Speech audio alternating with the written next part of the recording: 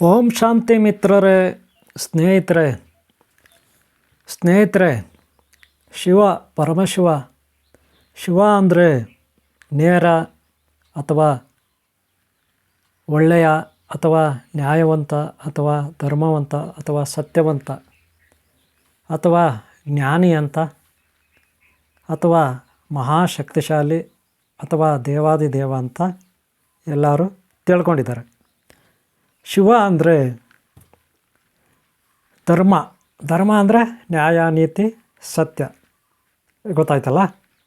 ಇಂಥ ಶಿವನು ಕಲಿಯುಗದಲ್ಲಿ ಕೇವಲ 15 ನಿಮಿಷ ಅಥವಾ 6 ಬಾರಿ ಓಂ ನಮಃ ಶಿವಾಯ, ಓಂ ನಮಃ ಶಿವಾಯ, ಓಂ ನಮಃ ಶಿವಾಯ, ಓಂ ನಮಃ ಶಿವಾಯ, ಓಂ ನಮಃ ಶಿವಾಯ, ಓಂ ನಮಃ ಶಿವಾಯ ಈ ರೀತಿ 6 ಬಾರಿ ಶಿವ ಪಂಚಾಕ್ಷರಿ ಮಂತ್ರವನ್ನು ಧ್ಯಾನ ಮಾಡಿದ್ರೆ ಆತ ಖಂಡಿತ ಭಕ್ತರಿಗೆ ಅತಿ ಬೇಗನೆ ಅತಿ ಸುಲಭವಾಗಿ ಒಲಿತಾನೆ ಅಂತ ಪ್ರತೀತಿ ಇದೆ. ಎಲ್ಲ ಮಹಾತ್ಮರು ಗ್ರಂಥಗಳಲ್ಲಿ ಹೇಳಿದ್ದಾರೆ.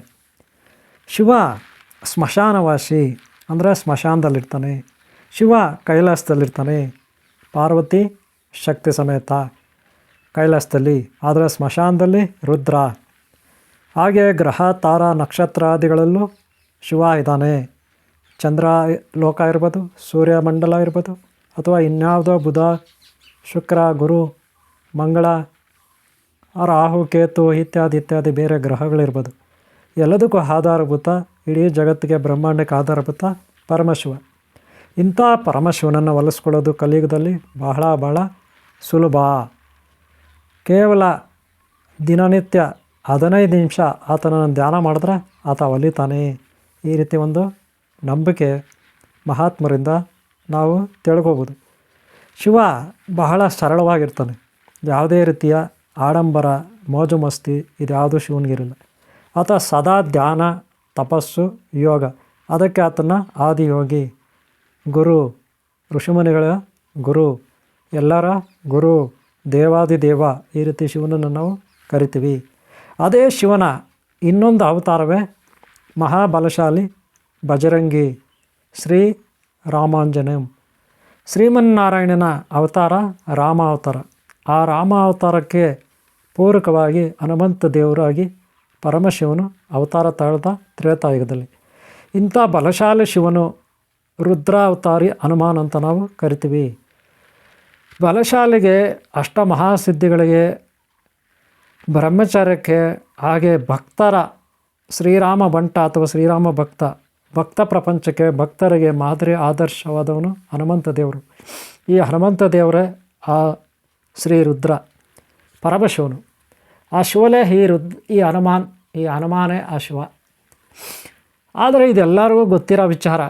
ಆದರೆ ಇಲ್ಲಿ ಹೇಳಕ್ಕೆ ಬಂದಿದ್ದು ಏನಪ್ಪ ಅಂದರೆ, ಭಾರತೀಯ ಸನಾತನ ಧರ್ಮ, ಹಿಂದೂ ಧರ್ಮ, ಇಂಥ ಹಿಂದೂ ಧರ್ಮವನ್ನು ಸಂಸ್ಥಾಪನೆ ಮಾಡಿದ್ದು ಆದಿಯೋಗಿ ಪರಮಶಿವನು. ಆ ಮಹಾನ್ ಶಕ್ತಿ ಪರಮಶಿವನು ಆದಿಯೋಗಿ ಗುರು, ಯೋಗ ಗುರು. ಇಂಥ ಪರಮಶಿವನು ಹಿಂದೂ ಧರ್ಮನ ಈ ಭರತಖಂಡದಲ್ಲಿ ಅಥವಾ ಈ ಭೂಮಿ ಮೇಲೆ ಸ್ಥಾಪನೆ ಮಾಡಿದ. ಅದು ಎಲ್ಲ ಕಡೆ ಇದ್ದಿದ್ದು ಒಂದೇ ಧರ್ಮ, ಹಿಂದೂ ಧರ್ಮ. ಆದರೆ ಕಾಲಾನಂತರ ಅದು ಒಡೆದೋಯ್ತು, ಚೂರಾಗೋಯ್ತು. ಅಲ್ಲೆಲ್ಲಿ ಬೇರೆ ಧರ್ಮಗಳು ಹಾಗೆ ಇದಾಯಿತು. ಆದರೆ ಇದನ್ನು ಏನಾದರೂ ಮಾಡಿ ರಕ್ಷಣೆ ಮಾಡಲೇಬೇಕು, ಪರಮಶಿವನ ಒಂದು ಧರ್ಮವನ್ನು ಉಳಿಸ್ಲೇಬೇಕಂತ ಬಜರಂಗಿ ಹನುಮಾನ್ ದೇವರು ಈಗಲೂ ಚಿರಂಜೀವಾಗಿ ಸುತ್ತಾಡ್ತಾ ಅಲ್ದಾಡ್ತಾ ಹಿಂದೂ ಧರ್ಮಕ್ಕಾಗಿ, ಹಿಂದೂ ಧರ್ಮ ರಕ್ಷಣೆಗಾಗಿ ಅಲ್ಲಲ್ಲಿ ಭಕ್ತ ಗಣಂಗಳ ಹೃದಯ ಕಮಲದಲ್ಲಿ ವಾಸ ಮಾಡ್ತಿದ್ದಾನೆ. ಇಂಥ ಹನುಮಾನ್ ದೇವರು ಮಹಾನ್ ಬಲಶಾಲಿ ಶ್ರೀರಾಮ ಭಕ್ತ. ಇಂಥ ಹನುಮಾನ್ ದೇವರು ರುದ್ರ.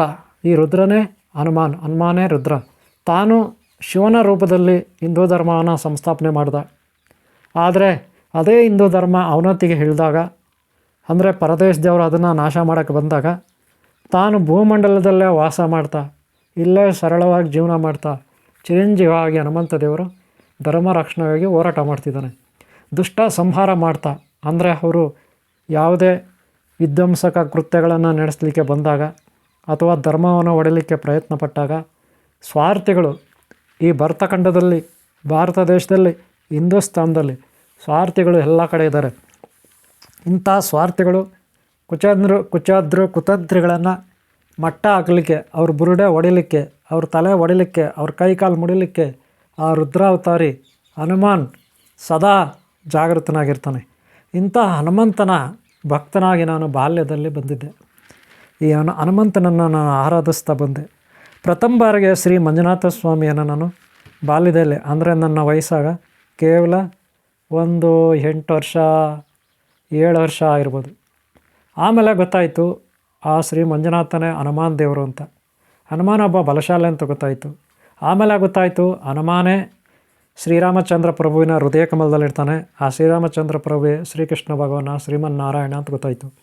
ಅಂದರೆ ಶಿವ ಬೇರೆ ಅಲ್ಲ, ಶ್ರೀಮನ್ನಾರಾಯಣ ಬೇರೆ ಅಲ್ಲ, ಶ್ರೀಮನ್ನಾರಾಯಣ ಬೇರೆ ಅಲ್ಲ, ಶ್ರೀರಾಮಚಂದ್ರ ಪ್ರಭು ಬೇರೆ ಅಲ್ಲ, ಹಾಗೆ ಆದಿಶಕ್ತಿ ಪರಾಶಕ್ತಿ ಬೇರೆ ಅಲ್ಲ, ತ್ರಿಮಾತೆಯರು ಬೇರೆ ಅಲ್ಲ, ತ್ರಿಮೂರ್ತಿಗಳು ಬೇರೆ ಅಲ್ಲ, ಹಾಗೆ ಓಂ ಶ್ರೀ ಸಿದ್ಧಿ ಬುದ್ಧಿ ಧೂಮ್ರಕೇತು ಕಲ್ಕಿ ಚಿಂತಾರ ವಿದ್ಯಾ ಮಹಾಗಣಾಧಿಪತಿ ಬೇರೆ ಅಲ್ಲ, ಓಂ ಶ್ರೀ ಬ್ರಾಹ್ಮಶಕ್ತಿ ಹರಿಶಕ್ತಿ ಶಿವಶಕ್ತಿ ಸಚ್ಚಂದ್ರಾದಿ ದೇವತಾಶಕ್ತಿ ಹಾಗೂ ಗುರುಶಕ್ತಿ ಬೇರೆ ಅಲ್ಲ, ಈ ಪ್ರಕೃತಿ ಬೇರೆ ಅಲ್ಲ, ಈಶ್ವರೂಪ ಸ್ವರೂಪ ಆದಿಶಕ್ತಿ ಅಂತ ಗೊತ್ತಾಯಿತು. ಇವರೇ ರಾತ್ರಿ ಹೊತ್ತು ನಿದ್ದೆ ಬಂದಿಲ್ಲ ಅಂದರೆ, ಮಿತ್ರರೇ ರಾತ್ರಿ ಹೊತ್ತು ನಿದ್ದೆ ಬಂದಿಲ್ಲ ಅಂದರೆ, ಹಗಲತ್ಲು ಮನಸ್ಸಿಗೆ ನೋವಾಗ್ತಾಯಿದ್ರೆ, ಏನಾದರೂ ಬಾಧೆ ಕಷ್ಟಗಳಿದ್ದರೆ ಈ ರೀತಿ ಭಗವಂತನ ಧ್ಯಾನ ಮಾಡಿ ಒಳ್ಳೆಯದಾಗುತ್ತೆ, ಮನಸ್ಸಿಗೆ ಶಾಂತಿ ಸಿಗುತ್ತೆ, ಕಷ್ಟಗಳು ನಿವಾರಣೆ ಆಗ.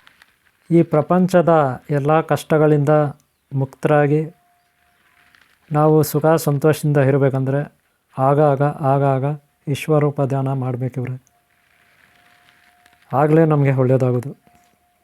ಮಿತ್ರರೇ, ನಿಮ್ಮ ಪ್ರೋತ್ಸಾಹನೇ ನನಗೆ ಸಹಕಾರ ಶಕ್ತಿ. ಅದಕ್ಕಾಗಿ ಒಂದು ಲೈಕ್ ಮಾಡೋದು ಮರಿಬೇಡಿ. ಸದಾ ದೇವ್ರ ಧ್ಯಾನದಲ್ಲಿ ಗುರು ಧ್ಯಾನದಲ್ಲಿರಿ. ನಿಮ್ಗೆ ಒಳ್ಳೆಯದಾಗಲಿ. ಒಂದು ಲೈಕ್ ಮಾಡೋದು ಮರಿಬೇಡಿ. ಹಾಗೆ ಈ ಚಾನಲ್ನ ಸಬ್ಸ್ಕ್ರೈಬ್ ಮಾಡ್ಕೊಳ್ಳಿ.